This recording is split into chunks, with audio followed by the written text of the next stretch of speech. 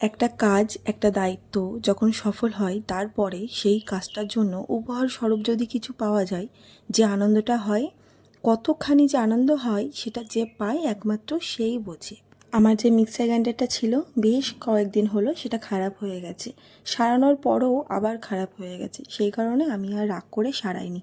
তারপর যখন বরকে বলতে গেলাম যে আমাকে একটা মিক্সার গ্রাইন্ডার কিনে দাও, বর আমাকে বললো অপেক্ষা করো। ব্যাস, আমিও অপেক্ষা করতে শুরু করে দিলাম। 4 থেকে 5 মাস ধরে অপেক্ষা করেছি। না, আমাকে বর বলেছে যে কেন অপেক্ষা করতে হবে। আসলে কি হয়েছে, আমাদের মিক্সার গ্রাইন্ডারটা খারাপ হয়ে যাওয়ার পরেই আমি ভেবেছিলাম মিক্সার গ্রাইন্ডার কিনবো।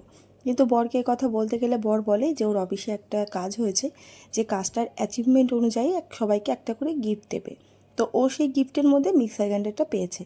তো সেটা যেহেতু হাতে আসতে একটু সময় লাগবে, সেই জন্যই আমাকে ওয়েট করতে বলেছিল। আর যে মাত্র জিনিসটা ও হাতে পেয়েছি না, সঙ্গে সঙ্গে আমাকে ফোন করে বলেছে আমি এই জিনিসটা পেয়েছি। তো এখানে দেখো আমার ঘর গোছানো হয়ে গেছে, আর এখানে দেখো মোজাখানা একখানা শো টপার হয়ে বসে রয়েছে। আসলে মোজাগুলো ভিজা, কাল সকালেই রনিবনি স্কুল আছে। বলতে বলতেই তো চলে এসেছে মিক্সার গ্রাইন্ডার নিয়ে। ও অফিস থেকে এই নিয়ে এসছে এটা। আর আজকে একটু ছোটো মিটিং মতো হয়েছিল, সেখানেই সবাইকে গিফটটা দিয়েছে। এখানে দেখো কত খুশি হয়েছে। ওই যে বললাম যে গিফটটা পাই, একমাত্র সেই বোঝে কতটা আনন্দ লাগে একটা কাজের পরে যখন একটা গিফট পাওয়া যায়। আর সেই গিফটটা হোক না দামি বা হোক কোনো ছোটোখাটো গিফট। এখানে দেখো বাজাজ কোম্পানির দিয়েছিল জিনিসটা, ভালোই দিয়েছিল। আর আমি নিলেও আমি বাজাজেরই নিতাম, কারণ আমার আগের মিক্সার গ্রাইন্ডারটা বাজাজ কোম্পানিরই ছিল। তো এখানে মিক্সার গ্রাইন্ডারটা ব্লু কালার দিয়েছিল, যেটা আমি অ্যাকচুয়ালি নিতেও চেয়েছিলাম এই কালারটা। তো আমার খুব পছন্দ হয়েছে।